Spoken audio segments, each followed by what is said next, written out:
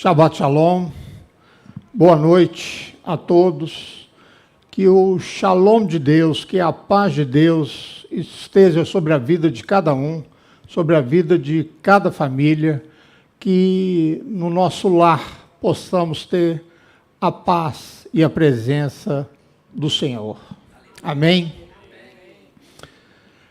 A nossa porção de hoje, a nossa paraxá de hoje, se chama Mishpatim, que quer dizer estatutos. O tema, eu sempre gosto de criar um tema para trazer mais para a realidade, mais perto de nós, aquilo que nós vimos na palavra do Senhor. E o tema nosso hoje é um empurrão de Deus. Temos também a porção de Jeremias e no Novo Testamento, Marcos. A nossa paraxá, a nossa porção, ela nos leva a uma transição de uma certa forma um pouco desconfortável. Até agora, em Êxodo, em hebraico Shemot, nós fomos levados pelo drama e pela narrativa. A escravização dos israelitas, a esperança deles de liberdade, as pragas, aquela obstinação de Faraó, a fuga para o deserto, a travessia no Mar Vermelho, a jornada para o Monte Sinai e a grande aliança com Deus. Agora, de repente, a gente se encontra diante de uma literatura completamente diferente. Um código de lei que cobre uma variedade imensa de tópicos. Responsabilidade por danos à propriedade, leis de justiça, Shabat, festas. Por que aqui? Por que a história não continuou e não nos conduziu ao próximo drama, que seria o pecado do bezerro de ouro? Por que interrompeu esse fluxo? E o que isso tem a ver com liderança? A resposta é que grandes líderes, sejam eles CEOs ou simplesmente pais, que também são grandes líderes, ou deveriam ser, eles têm a capacidade de conectar uma visão ampla com detalhes específicos. Sem visão, os detalhes são cansativos. Há uma história bem conhecida de 3 homens que trabalhavam em blocos de pedra. Aí perguntaram ao primeiro: o que você está fazendo? Ele disse: cortando pedra. Perguntaram ao segundo: o que você está fazendo? Eu estou ganhando a vida. Perguntaram para o terceiro: o que você está fazendo? Eu estou construindo um palácio. Aqueles que têm uma visão mais ampla têm orgulho do seu trabalho, e trabalham mais, e trabalham melhor. Grandes líderes comunicam uma visão, mas ao mesmo tempo eles são meticulosos, perfeccionistas, quando se trata de detalhes. Thomas Edison disse: o gênio é 1% de inspiração e 99% de transpiração. É a atenção nos detalhes que separa os grandes artistas, os grandes poetas, os grandes compositores, os grandes arquitetos e muitos outros daquela média existente. qualquer um que leu a biografia de Steve Jobs sabe que ele deve ter tido um grande líder. Ele insistiu, por exemplo, que todas as lojas da Apple deveriam ter escadas de vidro. Aí disseram para ele, não há no mercado vidro suficientemente forte. Mas ele insistiu, então invente. E foi inventado. E ele ficou com a patente. A genialidade da Torá foi aplicar esse princípio à sociedade como um todo. Os israelitas passaram por uma série de eventos. Moisés sabia que não havia nada parecido com isso que eles passaram antes. E ele também sabia que nada do que eles passaram era acidental. Os israelitas experimentaram a escravidão. Por quê? Para fazê-los valorizar a liberdade. Eles sofreram para que soubessem o que é estar do lado errado. No Sinai,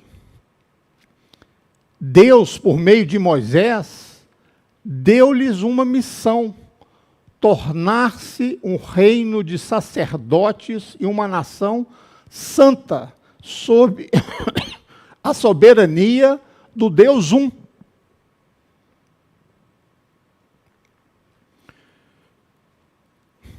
Eles deveriam criar uma sociedade construída sobre princípios de justiça, dignidade humana e respeito à vida.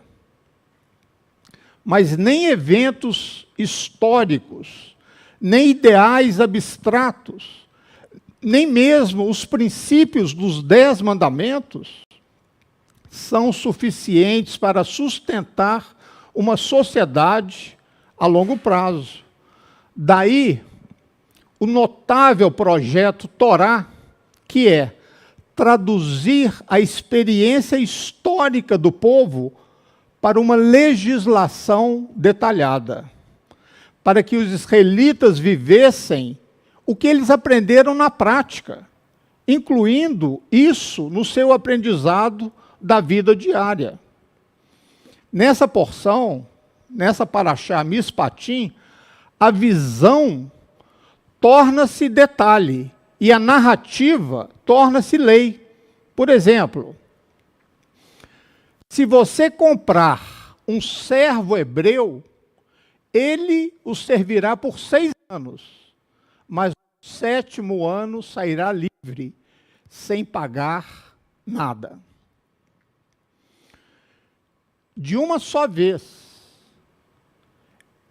nesta lei, a escravidão foi transformada de uma condição de nascimento para uma circunstância temporária, 6 anos. A escravidão, essa amarga experiência dos israelitas no Egito, não poderia ser abolida da noite para o dia. Ela não foi abolida nem nos Estados Unidos, somente foi abolida na década de 1860. E mesmo assim, causou uma guerra civil devastadora. Mas esta lei de abertura da nossa porção, da nossa Parashá, é o início de uma longa jornada. Da mesma forma, a lei: quem bater em seu escravo ou escrava com uma vara deve ser punido se o escravo morrer como resultado desse ato.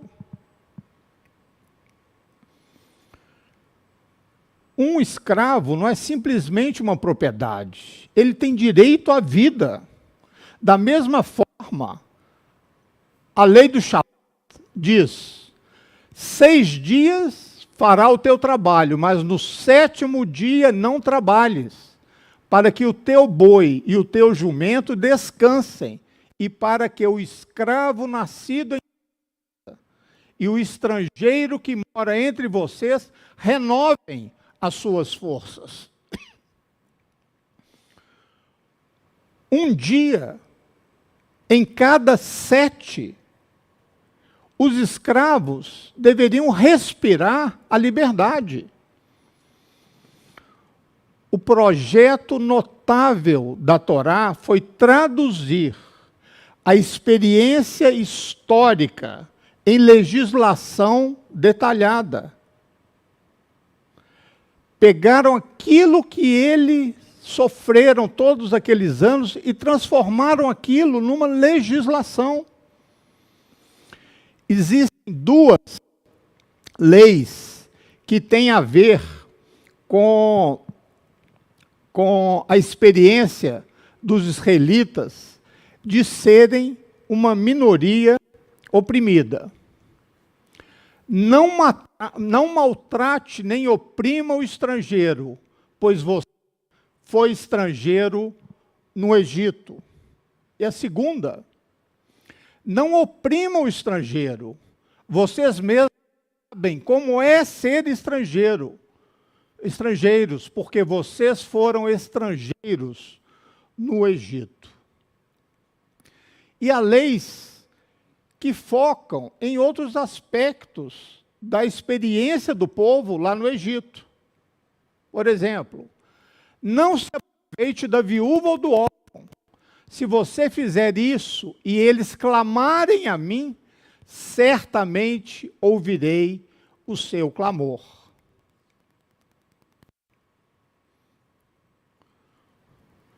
Os israelitas gemiam e rogavam por socorro divino debaixo de uma escravidão, e o seu clamor subiu até Deus. E Deus ouviu o lamento do povo e lembrou-se da aliança que fizera com Abrão, Isaque e Jacó. Deus observou a vida dos israelitas e contemplou a situação deles. Com isso, ele quis dizer que, sob as leis de qualquer sociedade, há uma visão de uma ordem social ideal que a lei pretende criar. A função da lei é criar uma ordem social ideal para o seu povo, ou pelo menos deveria ser. A palavra Torá, ela é quase que intraduzível, porque ela significa várias coisas. Essas coisas todas aparecem juntas somente no livro que leva o seu nome.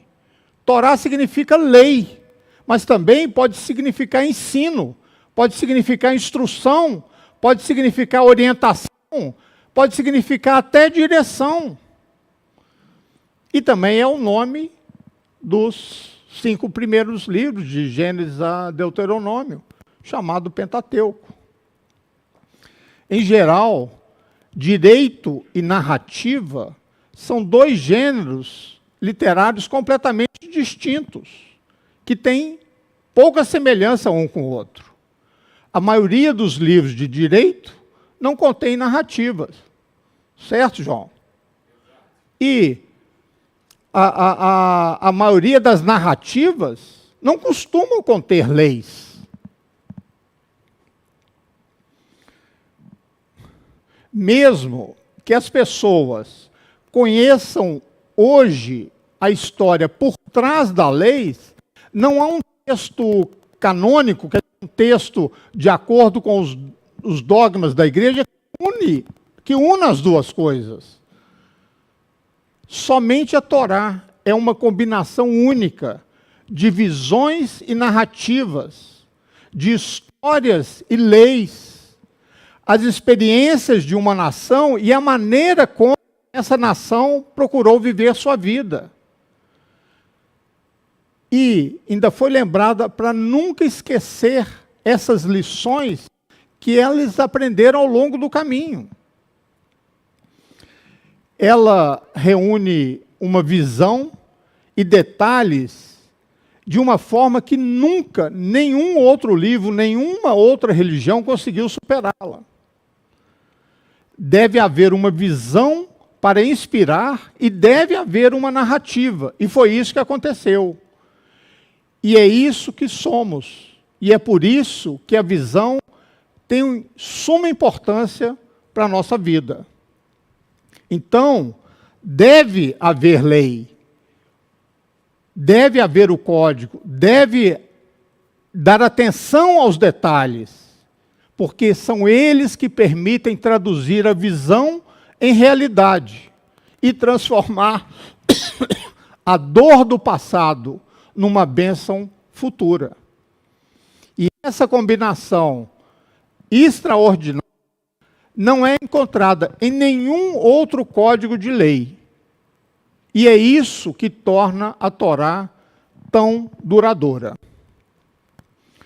Por trás da crença judaica na Torá, a lei oral é uma verdade fundamental. O significado de um texto, ele não é dado simplesmente pelo próprio texto. Entre um texto e seu significado, há no meio aí o ato de interpretar. E isso depende de quem está interpretando. Depende do contexto, depende de quais são as crenças. Sem essa tradição autoritária de interpretação, que é a lei oral, haveria o caos. Porque haviam grupos intolerantes dentro do judaísmo, saduceus, caraítas e outros. Eles aceitavam a Torá escrita, mas não aceitavam a Torá oral. E essa doutrina, dessa maneira, seria insustentável. O Talmud babilônico demonstra, contando uma história de um certo não-judeu que procurou se converter ao judaísmo. E ele foi até o grande sábio Hilel para se converter. Mas antes, ele fez uma ressalva. Converta-me com a condição de que eu aceite a lei escrita, mas não a oral. Hilel não protestou, não brigou com ele, não falou nada, e disse ao homem, me procura depois para você receber as instruções.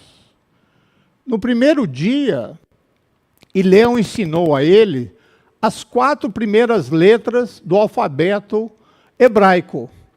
Aleph, Bet, Gimel e Dalet.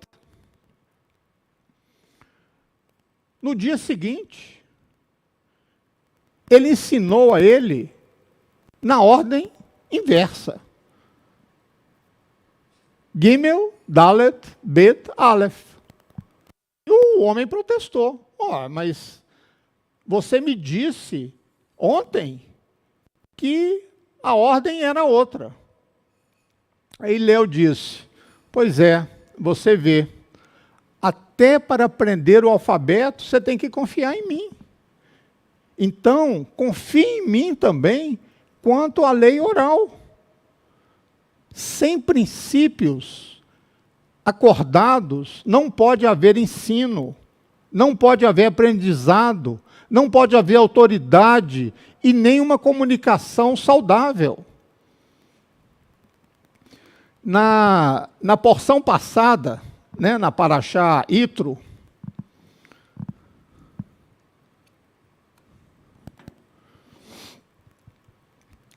nós falamos sobre os 10 mandamentos, que na realidade não são 10 mandamentos, são 10 enunciados, em hebraico, Aseret Hadibrot.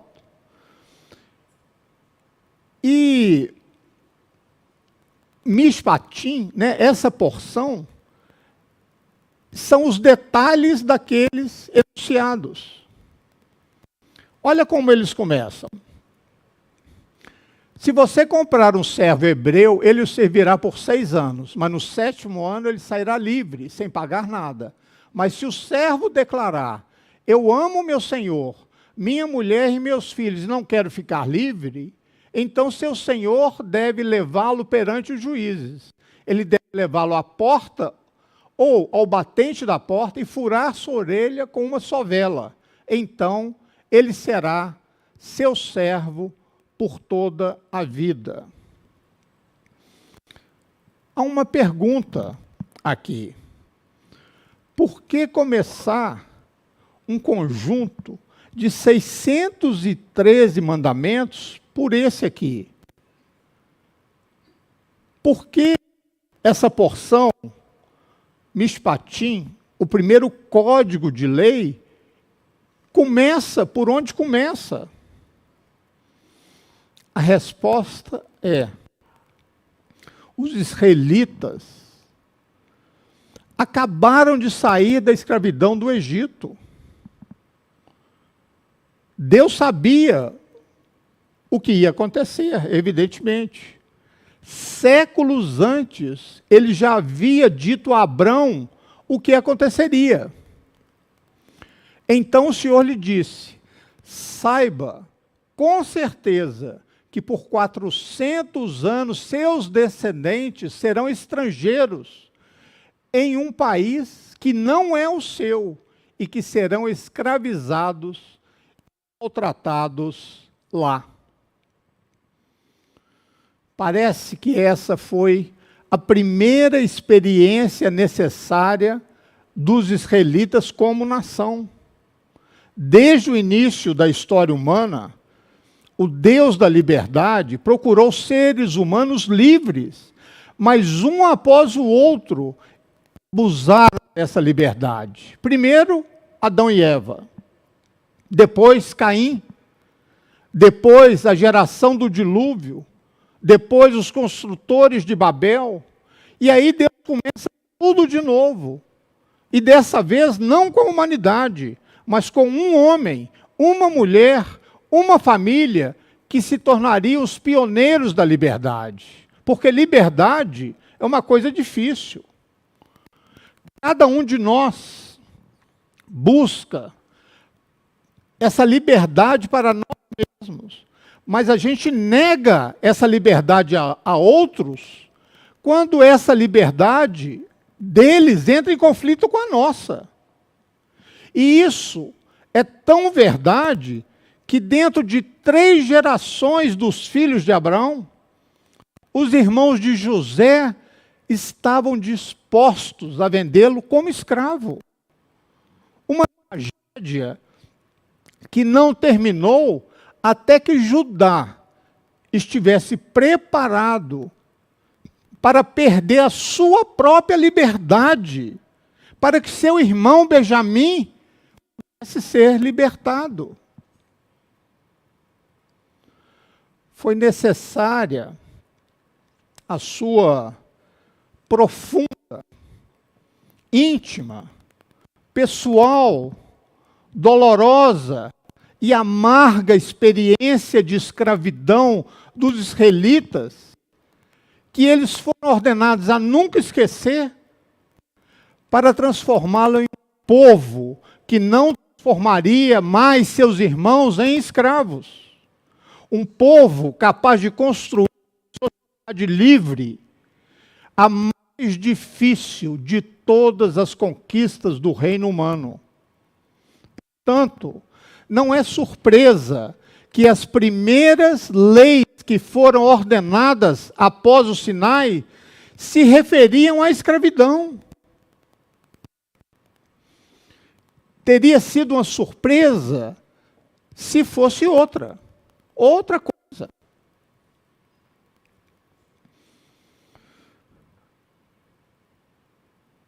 Mas agora vem a verdadeira questão. Se Deus não quer a escravidão, se Deus considera a escravidão uma afronta à condição humana, por que ele não aboliu ela imediatamente? Por que ele permitiu que ela continuasse, mesmo que um pouco mais restrita, ou um pouco mais regulamentada? É claro que Deus, que pode produzir água da rocha, maná do céu, e transformar o mar vermelho em terra seca, pode mudar o comportamento humano.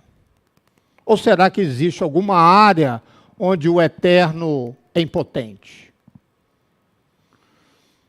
O economista Richard Thaler e o professor de direito Cass Sunstein publicaram um livro chamado Nudge, que quer dizer empurrar. Eles abordaram um problema fundamental na lógica da liberdade. A liberdade depende de não legislar em excesso. Significa criar um espaço dentro do qual as pessoas têm o direito de escolher por si mesma. Por outro lado, nós sabemos que nem sempre as pessoas farão escolhas certas. Somos profundamente irracionais. Os economistas israelenses, e em especial Daniel Kahneman, que foi prêmio Nobel, mostrou que mesmo quando eles tomam decisões econômicas, frequentemente calculam mal feitos e deixam de reconhecer as suas motivações para aquela decisão tomada. Então, como que podemos impedir as pessoas de fazer coisas prejudiciais sem tirar a sua liberdade? Existem maneiras de influenciar as pessoas, outras maneiras. Por exemplo, se uma pessoa na cafeteria, ela coloca naquela prateleira de visão perfeita, quando a pessoa chega só produtos saudáveis, e aqueles menos saudáveis ela coloca em lugares onde a visão tem um acesso mais restrito ou menos perceptível, você consegue ajustar sutilmente o que eles chamam de arquitetura de escolha.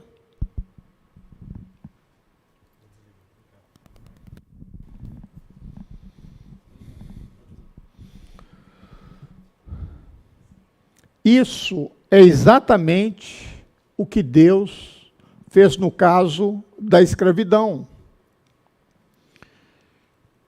Ele não abole, mas determina limites de tal maneira que põe em movimento um processo que previsivelmente acontecerá depois de um tempo e que levará as pessoas a abandoná-lo por conta própria.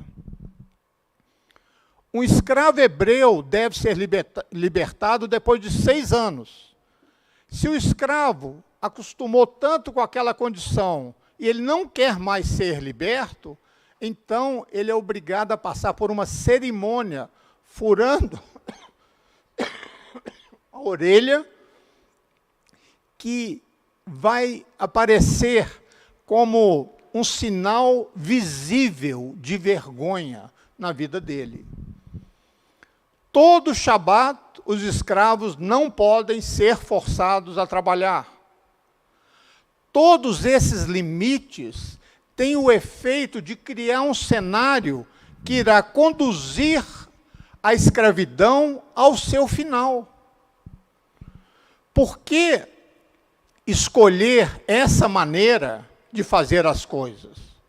Por que as pessoas devem escolher livremente abolir a escravidão se elas quiserem ser livres? Foi preciso o reinado de terror após a Revolução Francesa para mostrar como Rousseau estava errado quando ele escreveu um livro chamado o Contrato Social, que ele diz que as pessoas devem ser forçadas a serem livres. Deus pode mudar a natureza, mas Deus escolhe não mudar a natureza humana. Precisamente porque o judaísmo é construído sobre o princípio da liberdade humana.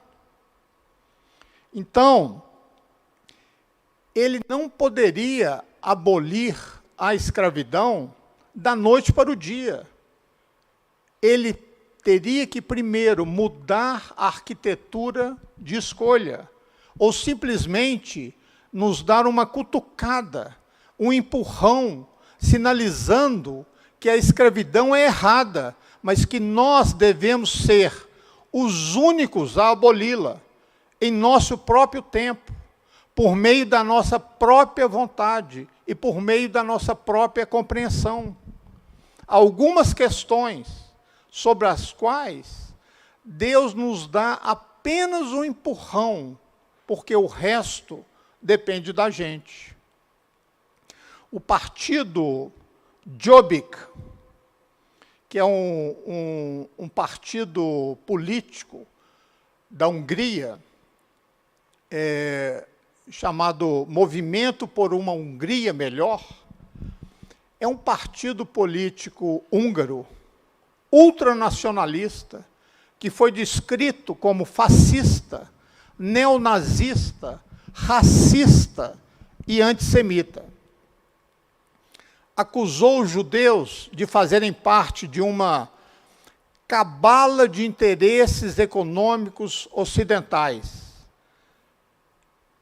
Acusaram os judeus de tentarem controlar o mundo, baseado nos protocolos dos sábios de Sião, que foi uma ficção criada pelo serviço secreto czarista em Paris em 1890 e depois desmentido, provado como uma coisa falsa pelo Times em 1921, pela revista Times.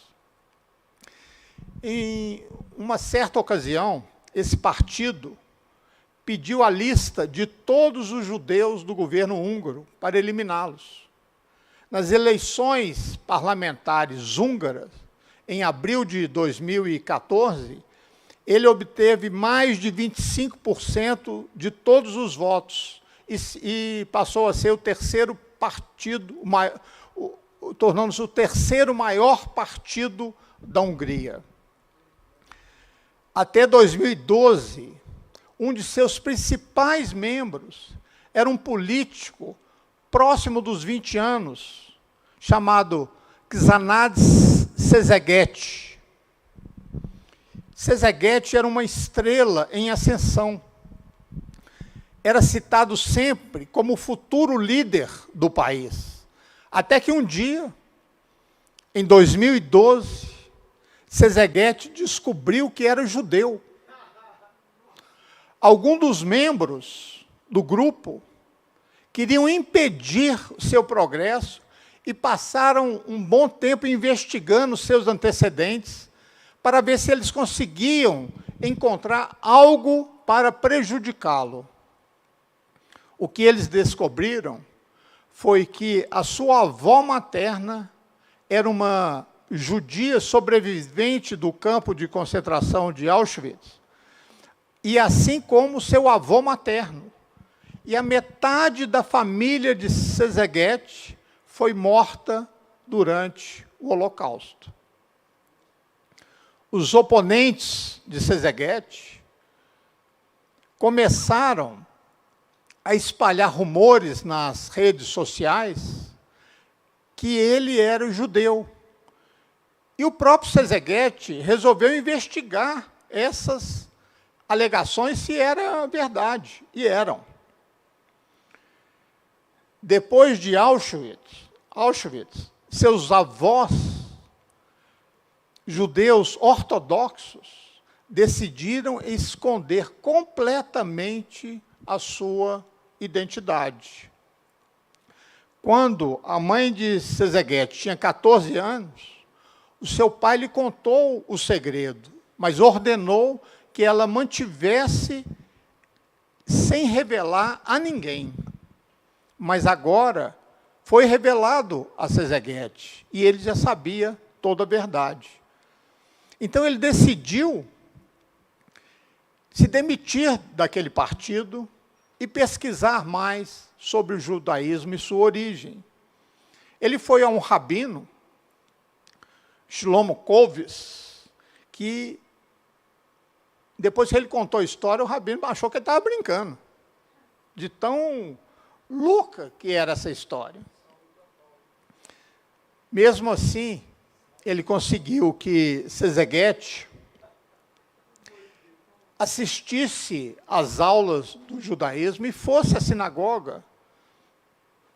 No início, diz o próprio Szegedy, as pessoas ficaram chocadas. E ele foi tratado como um leproso. Mas ele persistiu. Hoje, ele frequenta a sinagoga, guarda o Shabat, aprendeu o hebraico, e em 2013 foi circuncidado. Quando ele admitiu pela primeira vez a verdade sobre a sua ascendência judaica, um de seus amigos do partido disse: a melhor coisa a fazer seríamos nós atirarmos em você para que você possa ser enterrado como um húngaro puro. Outro pediu que ele fizesse um pedido público de desculpas. E foi esse pedido que fez ele sair da festa. Diz ele: pensei, espera aí, eu devo me desculpar publicamente pelo fato da minha família ter sido morta em Auschwitz? À medida que a percepção de que ele era judeu começou a mudar sua vida, também transformou a sua compreensão do mundo. Hoje, ele diz que seu foco político é defender os direitos humanos de qualquer um que seja. A história de Szegedy não é apenas uma curiosidade. O que nos torna humanos é o fato de recebermos o sopro do Espírito e sermos racionais, reflexivos, capazes de pensar nas coisas. Nós sentimos empatia, nós sentimos simpatia, nós sentimos até antipatia. E isso começa cedo. Até os bebês recém-nascidos choram quando ouvem outra criança chorar.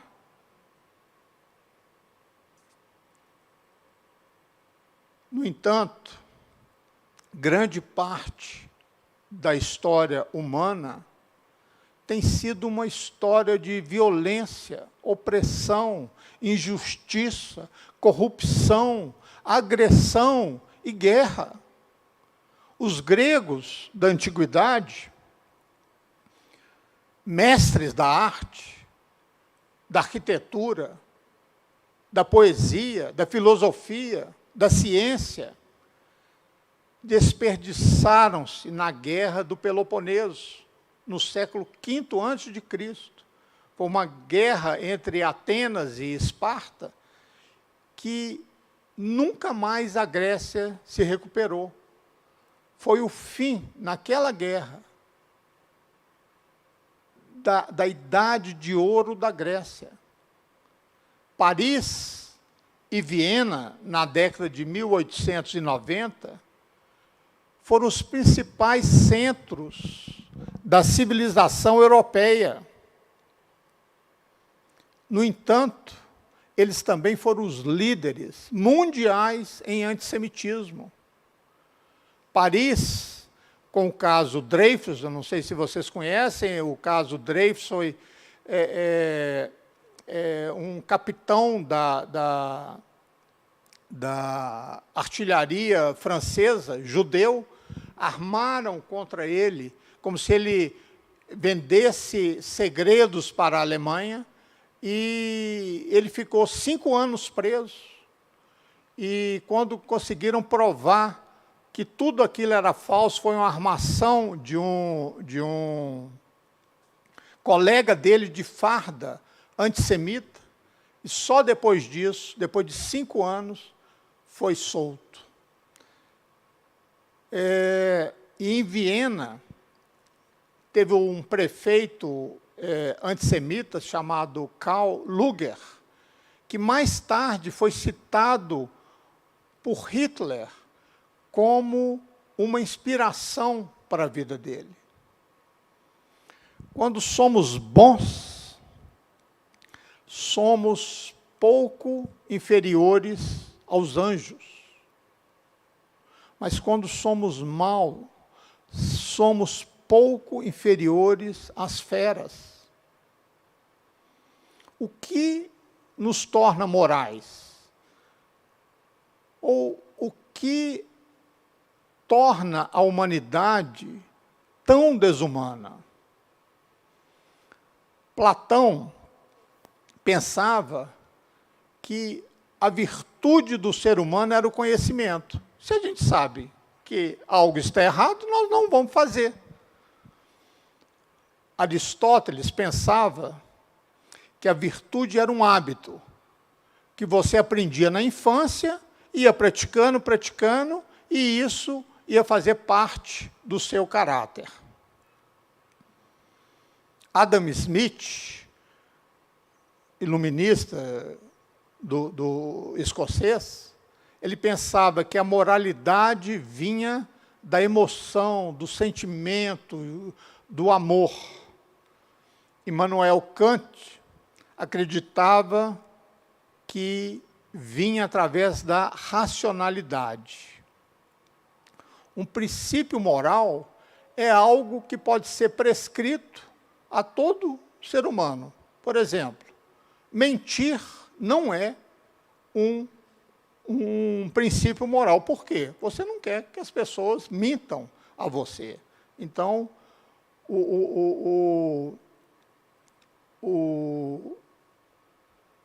o princípio moral é algo que pode ser pregado para todo ser humano. Se o conhecimento, a emoção, a razão nos levam a ser morais, por que os seres humanos se odeiam, se ferem e se matam? Uma resposta completa, acho que duraria uma vida inteira, mas uma resposta simples e curta é que somos animais tribais. Nós nos formamos em grupos. A moralidade é causa e consequência desse fato. Em relação às pessoas com quem estamos ou nos sentimos relacionados, nós somos capazes de atitudes de altruísmo. Mas em relação a estranhos, em relação a estrangeiros, sentimos medo. E esse medo é capaz de nos transformar em monstros. A moralidade, ela une e cega. Ela nos une com quem temos um vínculo de amor e altruísmo recíproco. Mas também ela nos cega para com aqueles que nós não temos vínculo. Por isso, ela une, mas também divide. Mesmo as religiões mais universalistas, fundadas com princípios de amor, de compaixão, viram que aqueles que estavam fora da fé eram considerados filhos de Satanás, infiéis, anticristo, filho das trevas. E cometeram atos indescritíveis, brutais, todos eles em nome de Deus. Duas frases brilham na paraxá de hoje.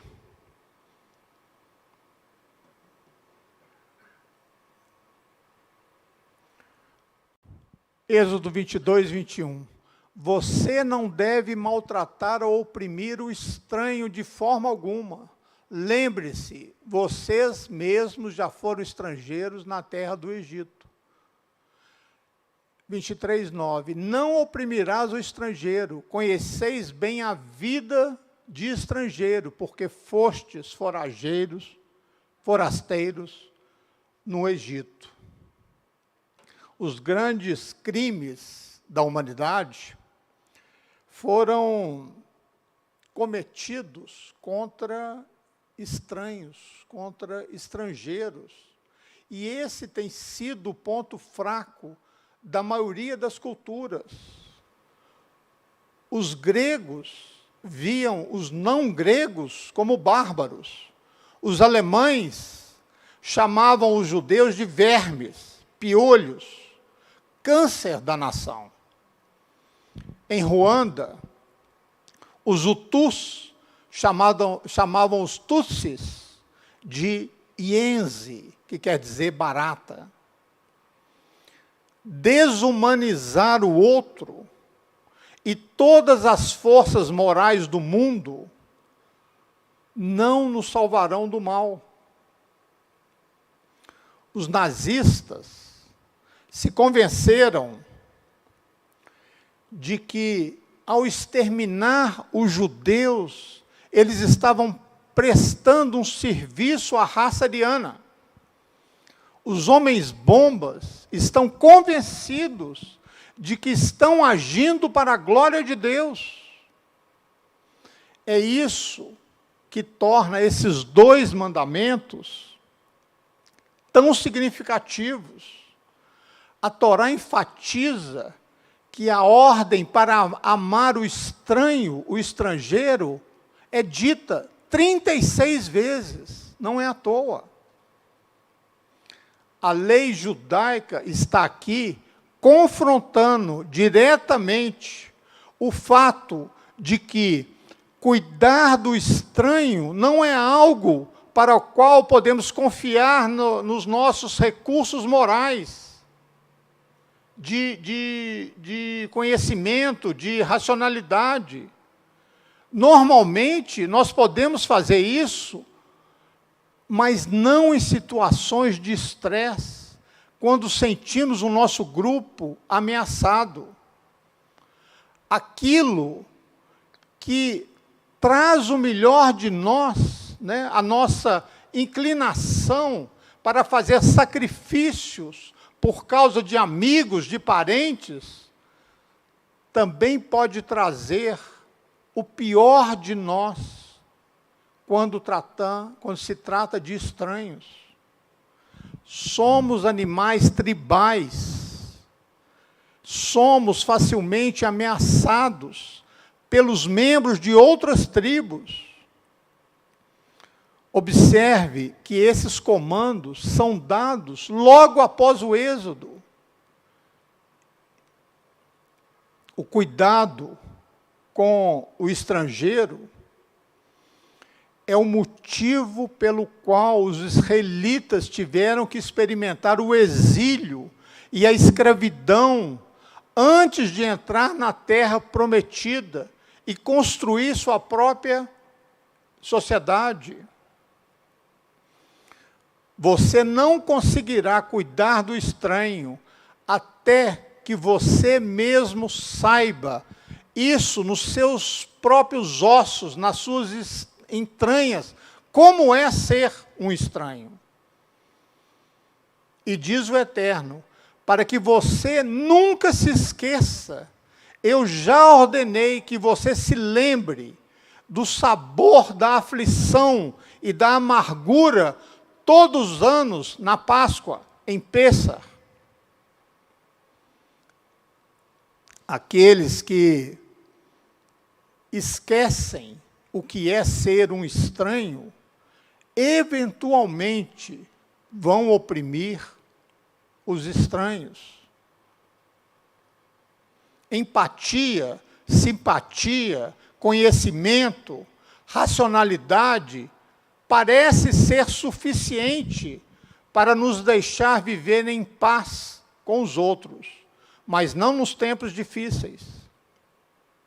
Sérvios, coatras, muçulmanos viveram pacificamente juntos na Bósnia durante muitos anos, assim como os Hutus e os Tutsis em Ruanda.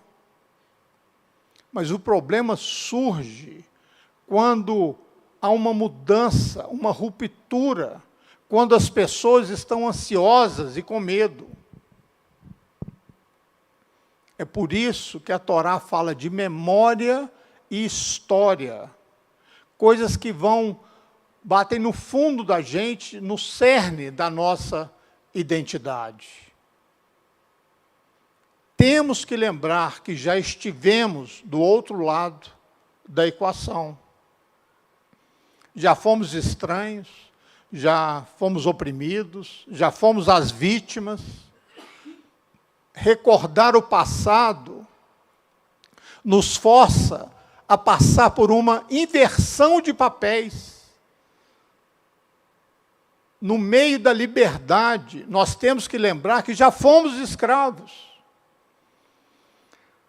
A Torá diz que a experiência de nossos ancestrais no Egito deveria ser uma mudança de vida também.